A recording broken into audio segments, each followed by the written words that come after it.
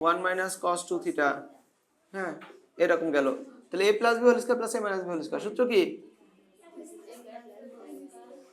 2a square plus b square, ঠিক আছে। এই যে a plus b whole square plus 2a square plus b square, কথা বলো না, শেষ করতে দাও, পরে কথা বলো না।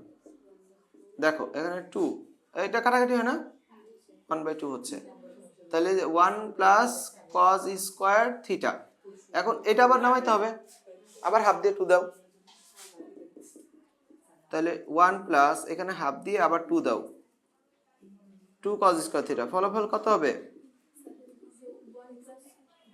1 প্লাস কস 2 থিটা, ঠিক আছে না। 1/2 1 plus 1/2 plus half cos 2 theta, বুঝলাম। তাহলে 1/2 এটা হলো কত 3/2, তাই না, 3/2 প্লাস হাফ cos 2 থিটা।